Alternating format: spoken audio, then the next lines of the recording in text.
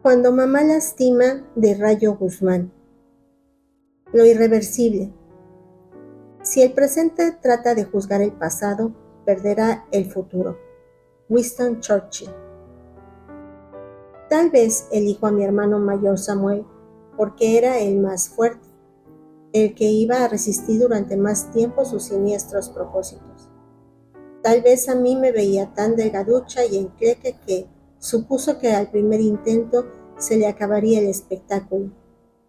Sean cuales hayan sido sus perversas motivaciones, lo eligió a él. Todo comenzó cuando Samuel cumplió los 4 años.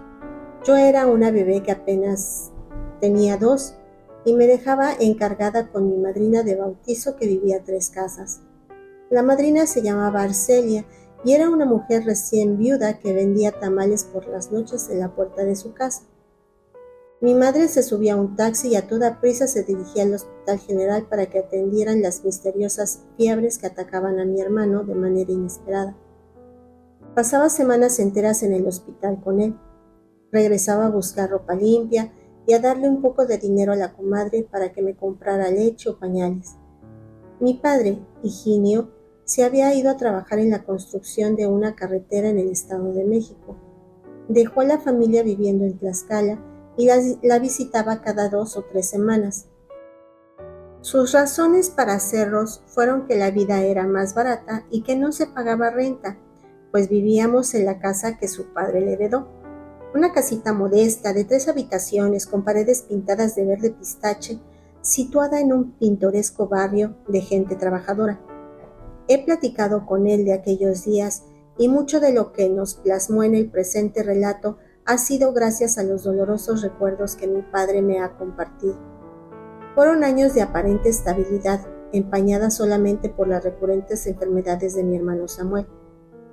En la ignorancia propia de quien apenas terminó los estudios secundarios. Mi padre nunca se imaginó que existieran padecimientos como el de mi madre, que nos llevaría como familia a vivir la más aterradora de las pesadillas con los ojos abiertos. Desde muy joven empezó a trabajar en la construcción y con el paso de los años fue consiguiendo participar en obras de mayor envergadura, y sin ser ingeniero, pero con el ingenio propio de quien tiene que alimentar una familia y sueña con un mejor futuro, se dedicó a trabajar con ahínco para mantener a su familia. Mi madre, de nombre Yesenia, conoció a mi padre en un tianguis callejero, al que ella iba cada sábado a comprar fruta y uno que otro vestido de segunda mano. Cuentan que mi padre quedó atrapado entre sus largos cabellos negros y sus anchas caderas, y con más prisa que demora la convirtió en su esposa un 8 de abril en la capilla del barrio. Juntos empezaron su vida en común llenos de sueños, provenientes de entornos humildes, arañados por la carencia. Deseaban que todas sus fuerzas en un futuro mejor para sus hijos. Nunca se imaginó Higinio que Yesenia padecía un extraño trastorno, tan extraño y disfrazado de amor que le llevaría varios años y le daría mucho dolor descubrirlo. Nació Samuel a los 2 meses de que Higinio y Yesenia celebraron su primer año de casados. Un bebé grande y regordete que pesó 3 kilos con 900 gramos. En las fotografías de esa época mi hermano aparece siempre sonriendo. Dice mi padre que era un bebé muy feliz, que dormía durante las noches sin provocarles desvelos y que durante el día merodeaba por la cuna, por el piso de la sala, por el patio, gateando detrás de los insectos, con un espíritu explorador que sorprendía a todos. En esa época, la madre de mi padre, la abuela Enriqueta, fue a vivir con ellos para ayudar a mi madre en la cuarentena y su estancia se alargó hasta después del nacimiento de mi hermano. Llegué a este mundo sumergida en un frágil empaque de 2 kilos con apenas 100 gramos. Fui carne de incubadora y hasta a mi padre le daba miedo sostenerme entre sus brazos porque dice que sentía que me iba a deshacer. Todo lo contrario a mi hermano Samuel, que crecía fuerte y lleno de energía, travieso y juguetón a más no poder. Me bautizaron a los 3 meses con el nombre de Cecilia. Sin embargo, el consentido de mi padre y el preferido de la abuela Queta siempre fue Samuel. Recién cumplí los 8 meses, la abuela se regresó a su pueblo porque ya se sentía achacosa y cansada. Mi madre tomó como completo la responsabilidad de sus hijos y de su hogar. Ante mi padre y ante los demás era una diligente esposa que disfrutaba de cuidar de sus retoños, y la recuerdan barriendo la calle por las mañanas, canturreando alguna cumbia. Nadie vio venir la tragedia, nadie germinó la sospecha de lo que estaba por suceder. El mensaje cultural por costumbre es que los hijos son amados por sus padres y que la familia es el mejor entorno para ellos, en donde son protegidos, cuidados, educados para la vida, y en la mayoría de los casos es así. Es difícil pensar que los padres puedan maltratar a sus hijos, y más difícil creer que su propia madre ponga en peligro sus vidas, pero hay casos así. El de mi familia, ese es uno de esos. Mi hermano Samuel comenzó a estar enfermo de manera recurrente. Le aquejaban fiebres y convulsiones, vómitos, diarreas persistentes. Mi madre pasaba largas temporadas en el Hospital General acompañando a mi hermano en su recuperación. Los médicos veían el árbol sin observar el bosque y le daban tratamientos de antibióticos y anticonvulsivos, y el manejo lo consideraban pertinente. Samuel salía del hospital restablecido y parecía bien durante algunas semanas para volver a recaer y ser sometido otra vez a innumerables estudios y a la inevitable hospitalización.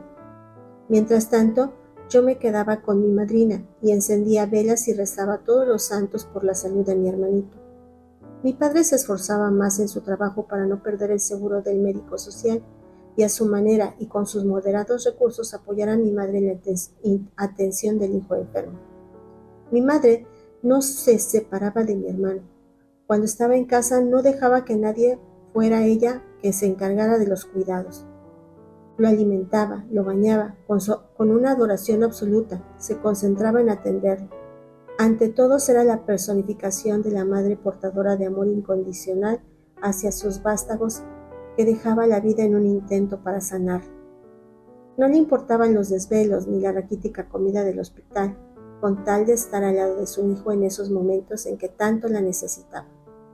Misteriosamente mi hermano mejoraba cuando mi madre se ausentaba y nos dejaba encargados a los dos con la madrina Arcelia.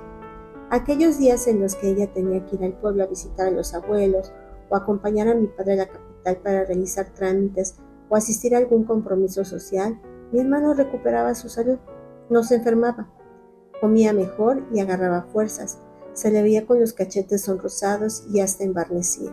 Sin embargo, cuando mi madre regresaba, a los pocos días volvía a caer enfermo, aquejado por aquel enigmático padecimiento, y la madrina volvía a encender veladoras. Mi madre volvía al hospital con Samuel y mi padre otra vez pedía préstamos en su trabajo para comprar medicinas que el Seguro Social solo no tenía en existencia.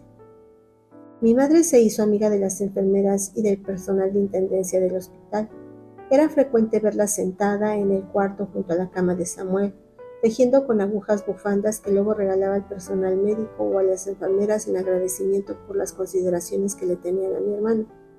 Se le veía deambular por los pasillos del sanatorio como un pez en el agua, como si hubiera adoptado ese lugar como su hogar y como si la modesta vivienda en donde le esperaban sus responsabilidades de esposa y de madre de otra pequeña fueran un lugar de poco interés donde quería ir de paseo y sin detenerse mucho.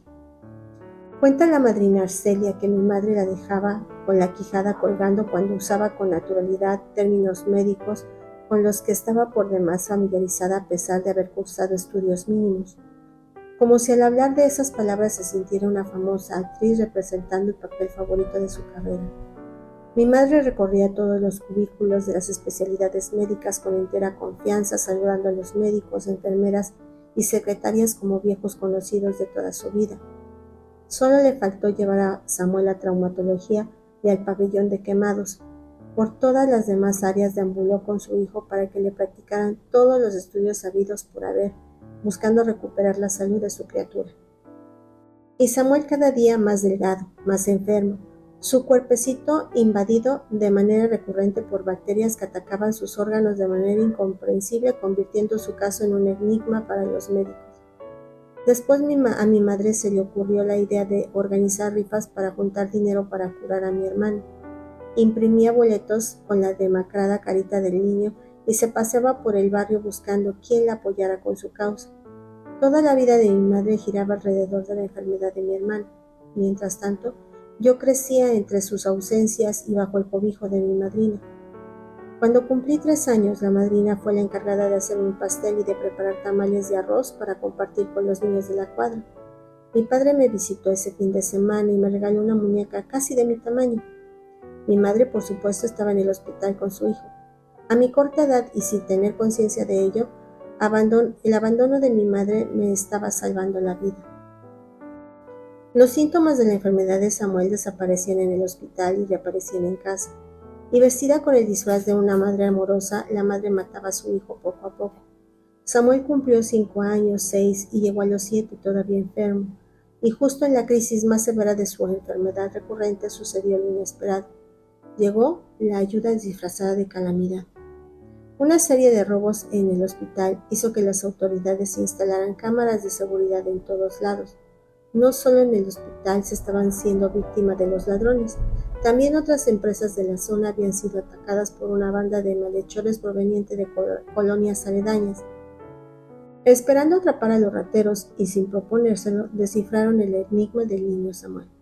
Esas cámaras registraron el momento en que mi madre inyectaba una sustancia que después descubrieron era orina propia en el catéter intravenoso por el que se administraban los medicamentos de Samuel. Nunca habló mucho al respecto. Una vez descubierta, enfrentó la marea del silencio encubriéndose con un velo misterioso su perversa conducta. Los médicos sospecharon que durante esos depósitos de heces en el cereal de mi hermano, o tal vez el suministro de los fármacos, provocaron el vómito y las convulsiones. Repito, durante mucho tiempo los médicos y el hospital vieron el árbol, y no el bosque, y no alcanzaron a ver las retorcidas ramas de la mente de mi madre. Lo más triste de la historia es la muerte de mi hermano Samuel, que apenas vivió 7 años con 3 meses, y se dio por vencido. Sus defensas se agotaron y su corazón dejó de latir una tétrica tarde de agosto. Entre la madrina Araceli y mi padre se encargaron del velorio mientras Yesenia, mi madre, enfrentaba ante las autoridades los cargos que se le imputaron. Síndrome de Munchausen, por poderes, fue el nombre que le dieron al padecimiento mental de mi madre. Se trata de un trastorno que es una forma de maltrato infantil en la que uno de los padres induce a su hijo a síntomas reales o aparentes de una enfermedad. Es más frecuente que sea la madre. Es un síndrome raro y poco comprendido. Fue bautizado así por el Dr. Richard Eicher en 1951 y es uno de los trastornos ficticios en clasificación psiquiátrica internacional y sus variantes es conocida como síndrome de Munchausen, por poderes, en el que adulto enferma a un niño. Casi siempre son los padres quienes lastiman a sus hijos, con mucha frecuencia es la madre la que lo hace, aunque no se descartan a las niñeras o personas que tienen pequeños bajo su cuidado. Su nombre proviene de un mercenario militar alemán llamado Karl Friedrich Jerinomus, barón de Munchausen, famoso por narrar historias ficticias sobre sus conquistas y aventuras.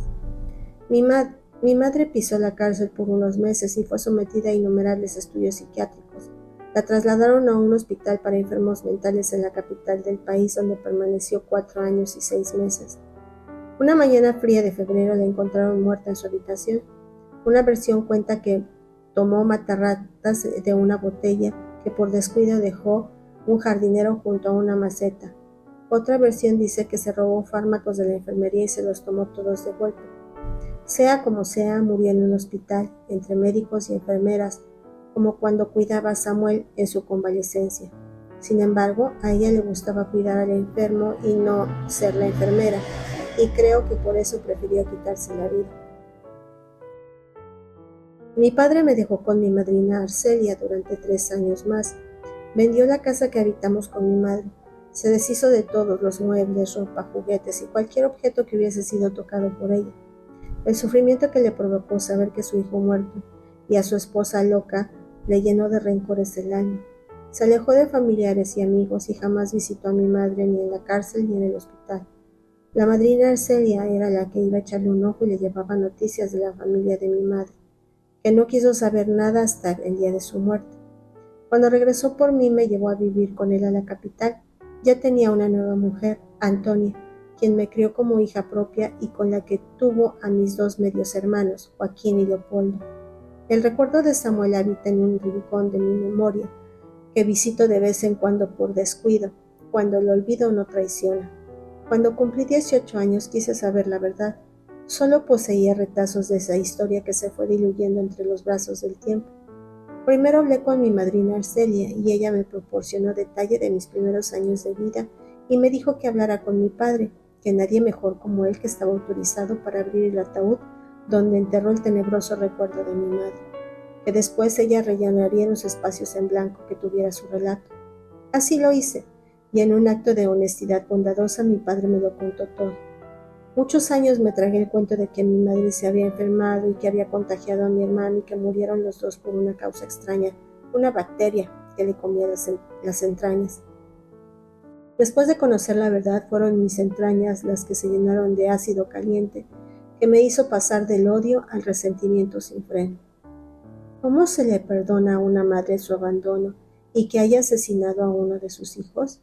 Lo imperdonable, lo incomprensible llenan el corazón de vacío, de rencores, y se voltea al cielo clamando justicia. De rodillas le pedí a mi Dios que su justicia se hubiera encargado de ella. Lo tenebroso de la conducta de mi madre me encajó un puñal en el alma, un dolor que se instaló en mi memoria.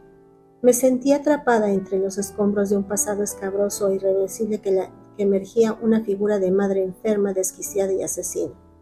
Pero la verdad, por más dolorosa que sea, es la verdad, y con ella completé los trozos que faltaban a mi historia personal. Ahora estoy casada, tengo una hija, la he llamado María de los Ángeles, como si colocando ese nombre sobre su ser la estuviera protegiendo, rodeándola de seres alados que velaran por ella durante toda su vida. Esta semana me he dedicado por completo a mi hogar y los sábados estudio una licenciatura en informática. Rogelio, mi esposo, es gerente en una caja de ahorro popular y es un hombre cordial y sencillo.